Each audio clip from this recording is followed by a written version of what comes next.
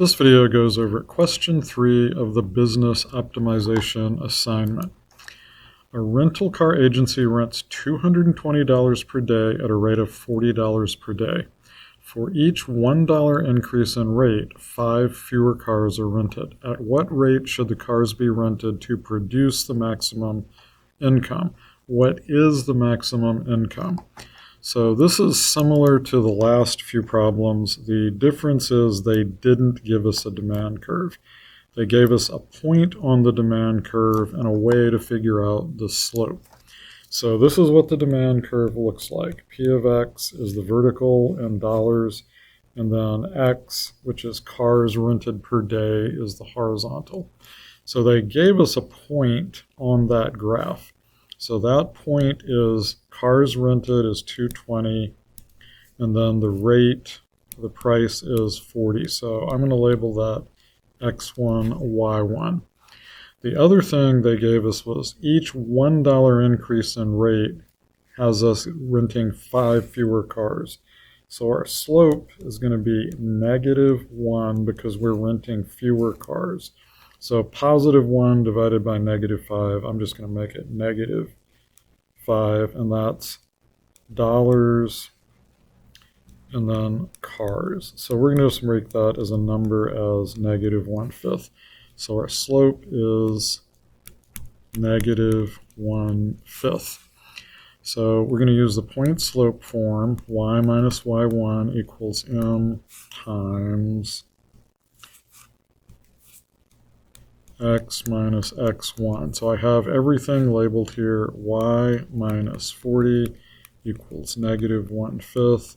X minus 220. First thing I'm going to do on my way to slope-intercept form is distribute the -1/5. -1/5 X, and negative times a negative is positive. 1/5 of 200 is 40. 1/5 of 20 is 4, so this is going to be plus 44. Then I'm going to add 40 to both sides, so Y equals -1/5 X plus 84. Now this is my demand curve, so P of X equals -1/5 X plus 84. So if I was drawing this, this would be my y-intercept of $84 a day, and nobody wants to buy a car. And then if I set this equal to 0 and multiply both sides by 5, 5 times 80 is 400, so this would be 420. So if you want to stick around and see how to set the window, we can do that, but I'm just going to go put this right into my calculator. So I'm going to go to the calculator, start a new problem, doc 4, 1, 2 for a graph. I'm going to label this P of X for my demand function. Price is a function of X. A fraction, -1/5 times X plus 84. And I now want to put in my revenue function, so I'm doing a down arrow instead of hitting enter. Change that F1 to R for revenue, and that's going to be X times P of X. And again, I don't have a good window. You can stick around after we finish the problem and I'll show you how to set the window. I'm now going to add a calculator page. I'm maximizing revenue, so I want to take the derivative of the revenue function. So revenue is a function of X. There's my marginal revenue, or the derivative of revenue.